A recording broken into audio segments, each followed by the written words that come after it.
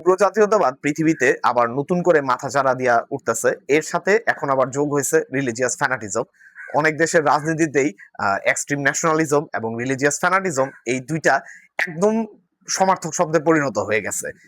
বর্তমান পৃথিবীতে রাজনীতির ভিত্তিতে বলেন, ধর্মের ভিত্তিতে বলেন, মানুষে মানুষের বিভাজনটা অনেক বেশি মাত্রায় চোখে পড়ে।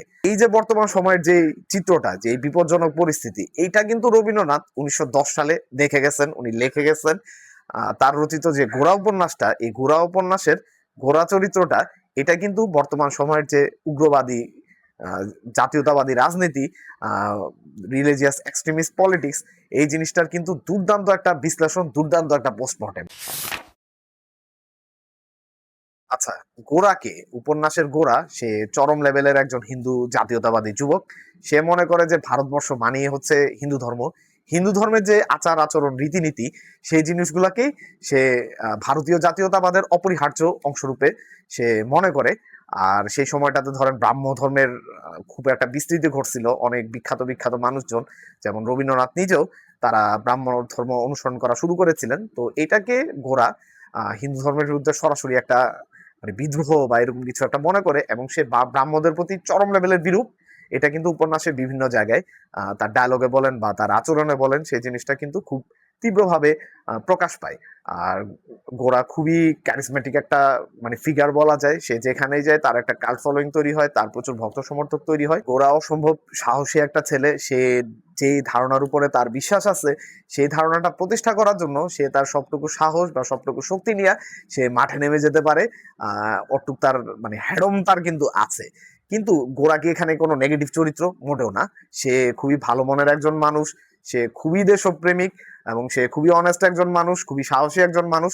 তার ভিতরে কিন্তু নেগেটিভ ট্রেটস দেখা যায় না। কিন্তু প্রবলেমটা কোথায়? প্রবলেমটা হচ্ছে যে সে যে জিনিসটা আলটিমেটলি বিশ্বাস করে, হ্যাঁ, তার বিশ্বাসের কারণে অনেক সময় দেখা যায় কি তার রাজনীতিটা অনেকটা আর কি উগ্রবাদী রাজনীতির দিকে চলে যাচ্ছে। তো মে সাউন্ড ফ্যামিলিয়ার।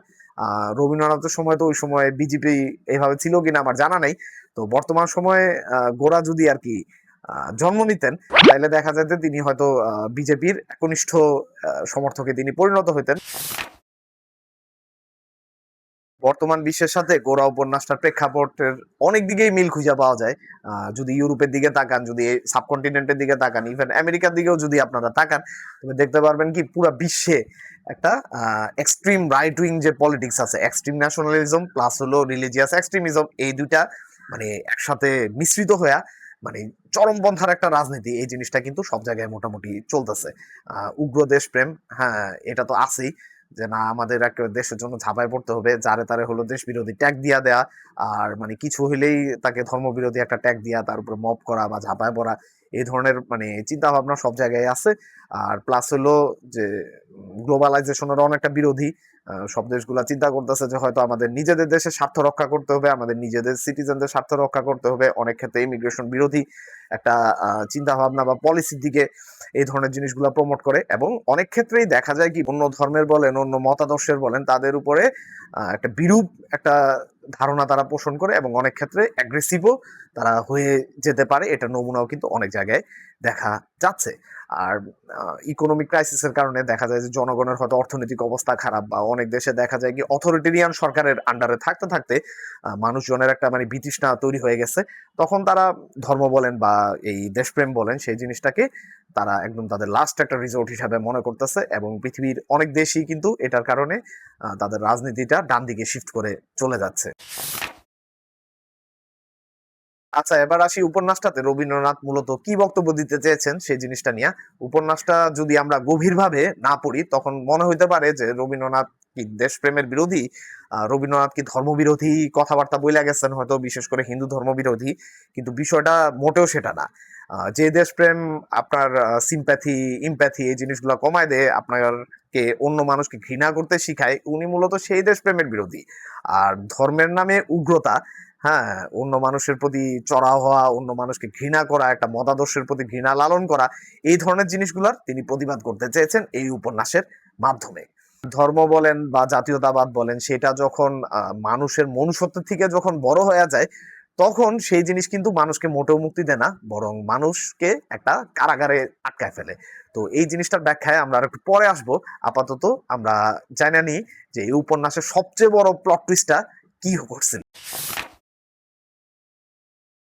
এই যে গোরা, সে এতদিন ধরে হিন্দু জাতীয়তাবাদী উগ্র রাজনীতি করার পর লাস্টে এসে সে কি জানতে পারে যে তার বাপ মা ইন্ডিয়ান না, তার বাপ মা হচ্ছেন আইরিশ।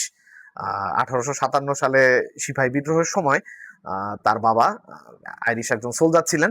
তো তিনি ব্রিটিশদের পক্ষে যুদ্ধ করতেছিলেন। ওই সময়টাতে তার মা ছিলেন প্রেগনেন্ট।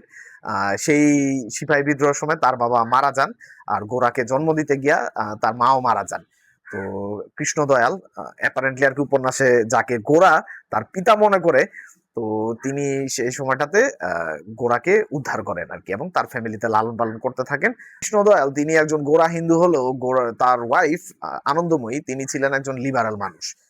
তিনি হিন্দু ধর্ম পালন করতেন, যথেষ্ট ডিভিউট তিনি ছিলেন, কিন্তু ধর্মের চেয়েও মানুষকে তিনি গুরুত্ব বেশি দিতে শিখেছিলেন। তো তার উৎসাহতেই দেখা যায় যে গোরাকে তারা হলো হিন্দু ফ্যামিলিতে অ্যাডপ্ট করে নেয়, এবং গোরাকে সবসময় তিনি মানুষ হিসাবে মনে করেছিলেন। আর কৃষ্ণদয়াল তার ছেলেকে খুবই পছন্দ করতেন, কিন্তু তিনি কিন্তু তার মাথায় ঠিকই আছে যে সেটা একটা আইরিশ দম্পতির ছেলে। তো এটা নিয়ে তার মনের ভিতর কিন্তু একটা খচখচানি কিন্তু কাজ করতো, এবং লাস্টে একটা সময় গোরা কিন্তু জিনিসটা জানতে পারে। তো জানার পরে কি হলো, এই যেই একটা আইডেন্টিটি সে তৈরি করছে, ভারতীয় একজন হিন্দু জাতীয়তাবাদী কট্টর, সেই ফলস আইডেন্টিটিটা এক মুহূর্তেই এক ধাক্কায় ধ্বংস হয়ে গেছে। তখন গোরার জাস্ট মানসিক অবস্থাটা চিন্তা করেন যে সে কোন লেভেলের আইডেন্টিটি ক্রাইসিসে হুট করে পড়ে গেল। কিন্তু এই আত্ম উপলব্ধি হওয়ার পরে গোরা কি করলো? সে কি ইন্ডিয়া ছাড়া আয়ারল্যান্ডে চলে গেছে বা ইংল্যান্ডে চলে গেল, বা সে কি হিন্দু ধর্ম ত্যাগ করে ওরকম ক্যাথলিক ধর্মে বিশ্বাস করা শুরু করলো, খ্রিস্টান হয়ে গেল? বিষয়টা সেটাই না। এখানেই রবীন্দ্রনাথের সুন্দর একটা ন্যারেটিভ তৈরি করার ক্ষমতা, তার যে এক্সপ্রেশনের সূক্ষ্ম বহিঃপ্রকাশ, এই জিনিসগুলা খুব সুন্দরভাবে দেখা যায়। রবীন্দ্রনাথ কিন্তু রাতারাতি গোরাকে এই কাহিনীর ভিলেন বানায় দেন নাই। তিনি দেখাইছেন কি, গোরা যতই গোরা হোক না কেন, তার ভিতরে কিন্তু একটা ভালো মানুষ কিন্তু বসবাস করে। তো সেই যে ভালো মানুষ আছে তার ভিতরে, সে কিন্তু ঠিকই তার ভুলটা উপলব্ধি করতে শিখে। গোরা উপলব্ধি করে যে ধর্মীয় যে পরিচয়টা বা তার যে রাজনৈতিক পরিচয়, তার থেকেও বড় পরিচয়, ইভেন প্রতিটা মানুষের সবচেয়ে বড় পরিচয় হচ্ছে যে সে মানুষ। এখন উপন্যাসের শুরুটা বলা যায় যে গোরার একটা প্রশ্ন দিয়েই শুরু হয় যে আমি কে। আলটিমেটলি উপন্যাসটা শেষ হয় গোরার এই উপলব্ধির মাধ্যমে যে মানুষ কে। এবং গোরা শেষ পর্যন্ত বুঝতে পারে যে উগ্র যে ধর্মীয় রাজনীতি বলেন এবং উগ্র জাতীয়তাবাদী রাজনীতি বলেন, এগুলা মূলত আসলে সুপারফিশিয়াল। দিন শেষে সবচেয়ে ইম্পর্টেন্ট হচ্ছে যে মানুষের প্রতি মানুষের যে অনুভূতিটা আছে, হ্যাঁ, সহমর্মিতা, এই যে মানুষ হিসাবে নিজের যে আত্ম উপলব্ধিটা, যে আমি একজন মানুষ, সেও একজন মানুষ, ঠিক আছে। আমি তার রাজনৈতিক পরিচয়ের কারণে বা তার এবং আমার ভিতরে রাজনৈতিক ভিন্নতার কারণে তাকে আমি ডিহিউম্যানাইজেশন করা, বা তাকে অন্য গ্রহের একটা মানুষ মনে করা, বা তাকে হত্যাযোগ্য বলেন, বা তার ভিতরে ভায়োলেন্সের অনুমোদন দেওয়াটা, এগুলা জাস্ট হলো টোটালি রং।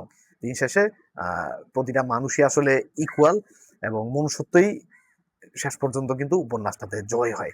এবং এই আত্ম উপলব্ধির মাধ্যমে দেখা যায় গোরা একজন গোরা পার্সন থেকে একজন সহনশীল একজন মানুষে কিন্তু রূপান্তরিত হয়, এবং তার ভিতরে যে পজিটিভ যে কোয়ালিটিস গুলা আছে সেই জিনিসগুলো বিকশিত হয়। চিন্তা করে দেখেন, 1910 সালে লেখা একটা উপন্যাস, এই উপন্যাসটা বর্তমান সময়েও কিভাবে সময়ের আয়না হিসাবে কাজ করতেছে। এই উপন্যাসের দিকে যদি আমরা তাকাই, অনেক ক্ষেত্রেই দেখা যায় কি আমাদের বর্তমান যে সময়টা আছে সেই সময়ের একটা আমরা প্রতিফলন আমরা দেখতে পারি। আহ এইটাই রসোত্তীর্ণ কালোত্তীর্ণ উপন্যাসের ভূমিকা। 100 বছর আগে লেখা হলেও এই জিনিসটা কিন্তু অনেক বছর পরেও জিনিসটা অনেক বেশি মাত্রায় প্রাসঙ্গিক হয়ে যায়।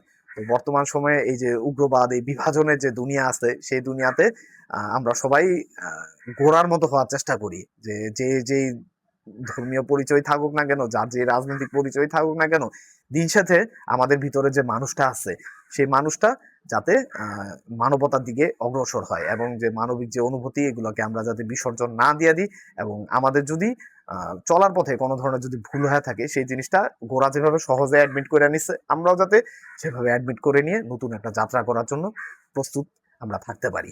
তো আশা করি ভিডিওটা সবাই ভালো লেগেছে। তো আপনার কাছে কি মনে হয়, গোরা উপন্যাসের গোরা চরিত্রটা এই সময় কি যথেষ্ট প্রাসঙ্গিক?